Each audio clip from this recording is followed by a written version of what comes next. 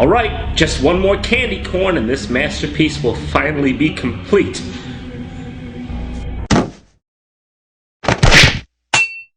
Sometimes I have to reason with myself that I am not that good, but I know, deep down, that I am that good.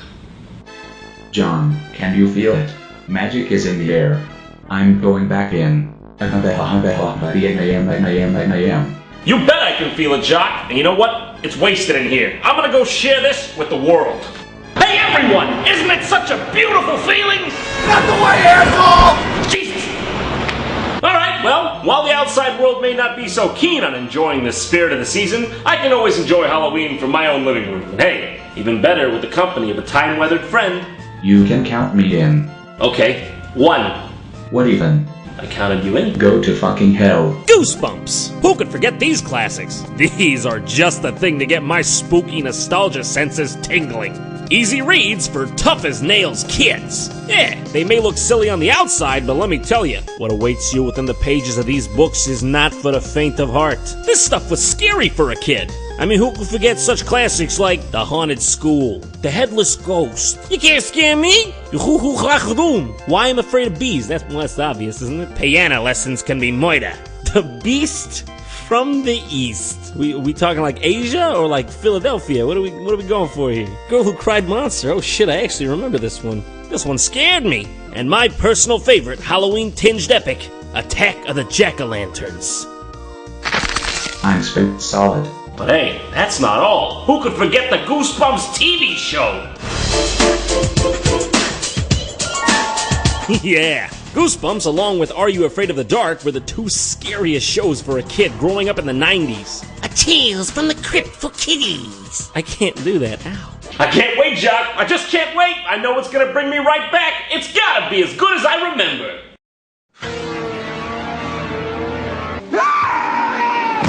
Okay, it's horrible. You will beware. You're in for a scare. Yeah, if you consider bad writing and acting a scare, then this show is Hannibal goddamn Lecter.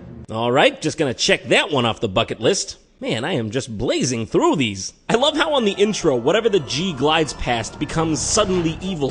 The lady on the billboard goes from normal to a slightly upset meth addict / Michael Jackson. It just cracks me up every time how subtle the change is.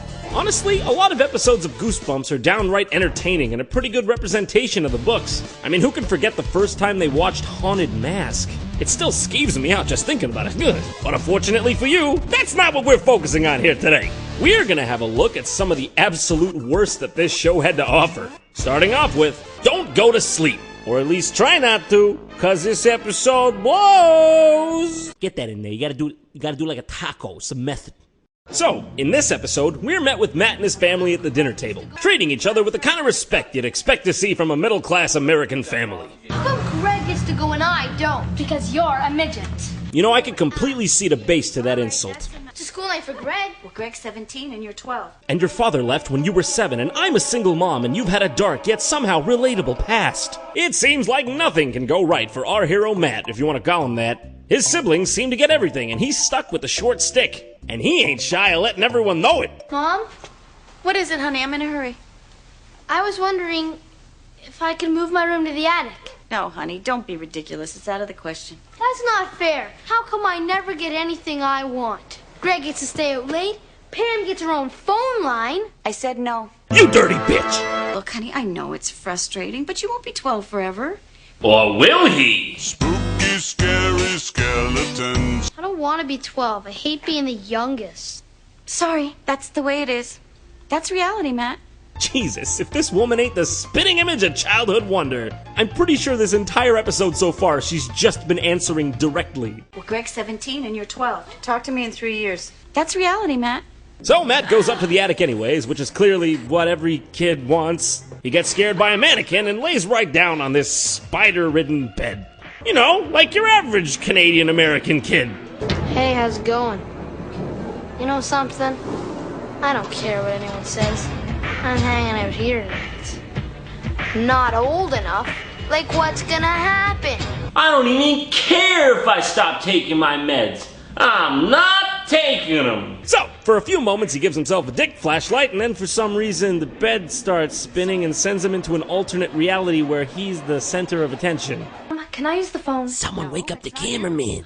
Good morning, champ. Mwah. It turns out in this world, Matt is a famous sports star, and he just can't seem to keep the attention off him. Yeah, this is Matt Amsterdam. Endorse? Endorse what? I thought sports were played outdoors. You want to put my picture on a cereal box? What's that? My dad's been dead 10 years, my mother's a single parent, and all I want out of life is to make it in the big leagues like my hero Jackie Robinson? Truth is stranger than fiction. That's reality. Nothing so strange as Who is speaking right now? life is on a roll.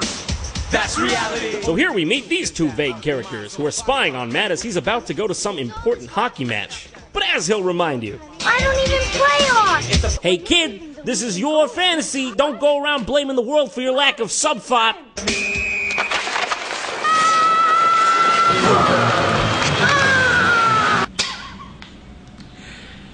Could we please get that one more time? That's magnificent. It sounds like my old 1992 IBM computer starting up. So this is where things really start to get amazing. We got hockey coach man over here just making a scene for everyone to enjoy. Come on, what's going on? Let's get some heads-up hockey. That guy out there, I'll tell you something. $10 million and all of a sudden game. I see you guys out there. You'll be sent down to the minors. Hey, get up! Get up! Guys, look at this guy. Look at him. $10 million. Get him on out there. Don't be like that guy. Looks like a little kid out there. Oh!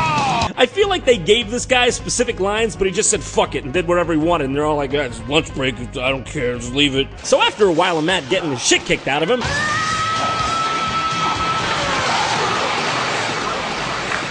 he tries to explain that he is in fact not a hockey player, but get this, a kid. Learn what? What I do? I'm not a pro hockey player. I'm a kid. Because apparently those two features are just not possible at the same time. And he's finally met with, Your mommy? Matt tries to run from these vague Men in Black-like characters and runs through the hockey goal into an emergency unit operating room. What? Dr. Amsterdam. There you are. Doctor, you're gonna have to take off your hockey skates. Clearly there's nothing strange about that. There's been a mistake. I'm not a doctor. It's true. You're a genius. Now, lady, you know that's what you just said ain't right. Ready for surgery, Doctor. Surgery? Zikes! Zoinks! As you can see, the growth is in a particularly delicate area of the brain. Now, if the operation is successful, the present will be perfectly fine, but one small slip. That's some heavy shit, Doc. The whole world's counting on you. As you can see, the safety procedures at this hospital are pretty much top-notch. Dr. Amsterdam. At this point, Matt's getting pretty sick of this undercover Mary-Kate and Ashley bullshit, and he finds himself in yet another alternate reality, one in which he has to defuse a bomb. Once again, no one around him seems to know what to do. You got me? I don't know anything about bombs. His reaction is very appropriate, if I'm being honest. That is Matt Amsterdam. Moments away from getting blown to shreds. He still has time for a joke. I told you, I don't know anything about bombs. I'm a kid.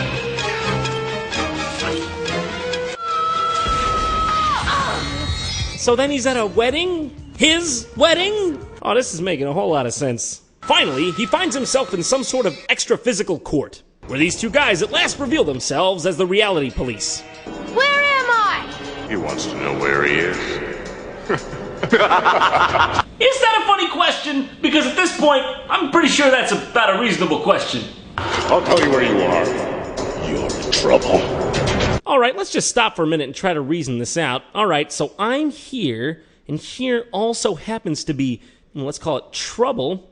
Alright, so just run a few schematics on that, and yeah, it's looking pretty good. In trouble is not a location! Will the defendant please rise? If the judge backs up a bit. You, Matthew Joseph Amsterdam, are charged with crimes against reality. How do you plead? Well, not guilty. Flawless. Man, this is a case even Johnny Cochran couldn't touch. I'll be the judge of that. Okay, for curiosity's sake, of what crime is this innocent kid suspected? You weren't happy being the youngest in your family.